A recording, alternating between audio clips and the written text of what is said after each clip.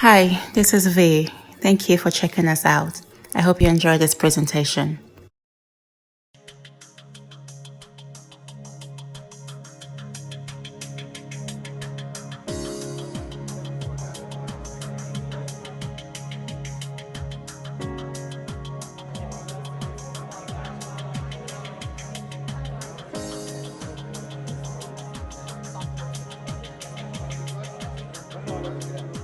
Thank you guys so much for being here this evening. I love this.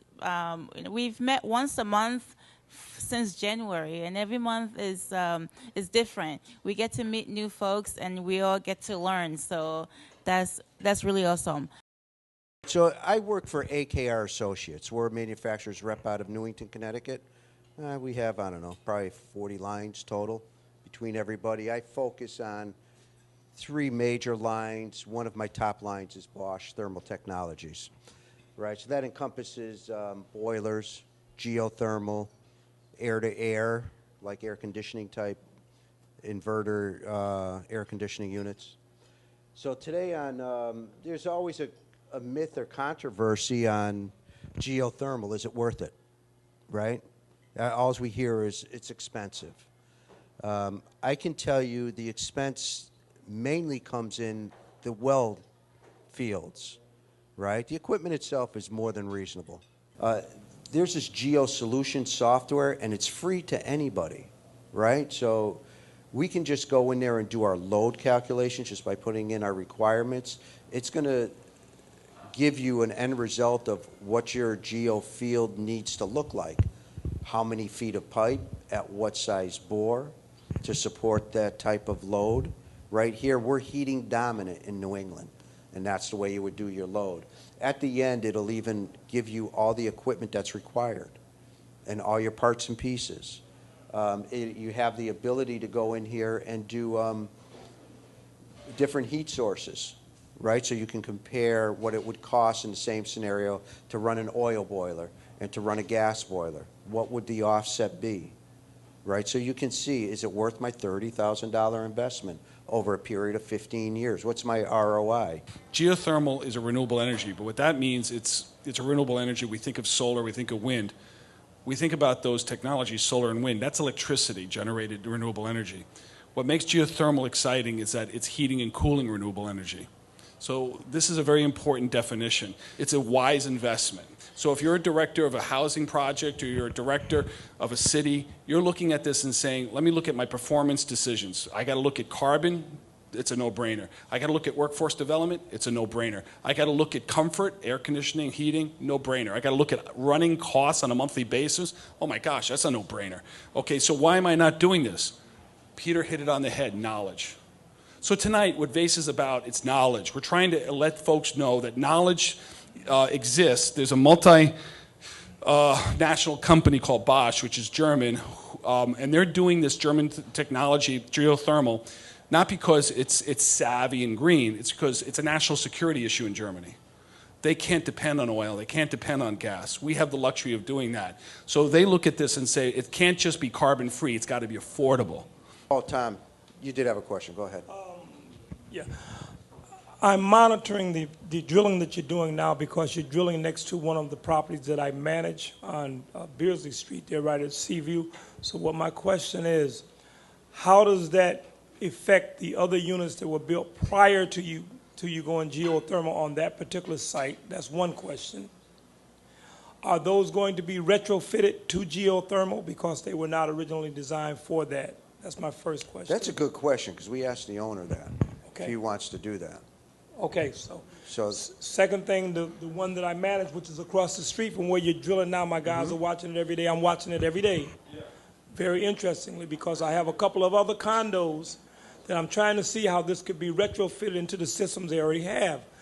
Well, I've not heard anything about augmenting any systems that are already in place because there's a lot of things that are going on, but everything is not new construction. How does this system work with systems that are already in place, and how do the two cohabitate? What you're speaking to, Tom, is scalability. And what's important with scalability, I'm working in Ukraine, is that the priority for heating and cooling Ukraine is a national security issue, simply because whether or not geothermal goes in the ground, people need heat for the winter. Right. So if geothermal goes in the ground, there's just less oil, less gas, and that's the priority. What makes geothermal attractive is not that it doesn't need oil and gas, is that you don't need $200 million to start the project. You just start with 10 city blocks, and you work at a $10 million level, and you work your way up. So you can build your workforce with competence. Capacity can be expected, confidence is assured, and people know their investment is realized because it's scalable. You can't do that with any other energy source, gas or oil, because it's just not reliable not to do it at the level that's required for a city. So I'm working at a municipal district level, which is 10,000 homes and commercial buildings, where they're saying, we need to make this happen in 5 to 10 years. So we're going to look at the scalability approach, and the only technology that allows that is the Bosch technology, and that defined as district heating and cooling, DHC. Some of us here are contractors, not necessarily green building, but I just wanted to let you know from the eye of owners that are having major development coming and how important green building is to them. So with that said, can you give a few words about what's coming up in the pipeline next year? Hi, I'm Hannah Sokol Holmes. I'm the Director of Planning and Development at Elm City Communities, also known as the Housing Authority. In the past couple of years, we have ramped up our development, and in the next 18 months, we have 18 developments that we are going to be renovating. So why are we doing this? It's because HUD, who in the past was funding us with capital funds, no longer is. It seems that the Democrats and the Republicans only agree on one thing: no housing for the poor. So it's the only thing they agree on. So, so the funding has gone way down, and they've come up with a new way of funding us. Basically, it's finding outside funding through tax credits to fund major renovations and to allow that particular development to become sustainable over 20 years. Now that word sustainable, I don't mean it in an environmental way. It's sustainable meaning the funds that you extract from it, from the rents, will allow you to sock away some money to renovate it over the 20 years. So you invest a certain amount of money to get it to a certain level, and then the monies that you will earn over the years, you will be able to maintain it all the way along. So that's really what that means. Because these are HUD-funded projects, federally funded, there are requirements. Currently, there are requirements for MBE, WBE, Section 3 businesses, and there are certain percentages that have to be, that are goals and really need to be achieved in all our projects. So there's going to be plenty of room for people to find work. So. Thank you. When we were in the recession, so if you didn't make money, you didn't have money, it's understandable. But next year, if you don't make money, it's all on you.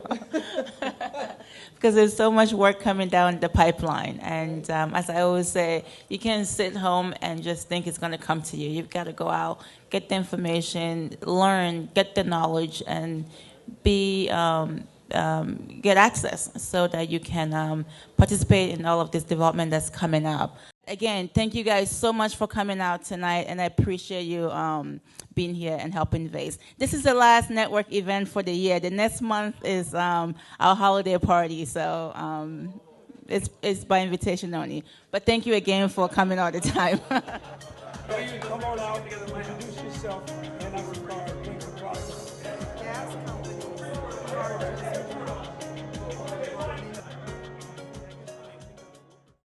Thank you so much for watching. If you enjoyed this presentation, please hit subscribe. Also, give us a feedback at support@vaseconstruction.com. Thank you again for watching.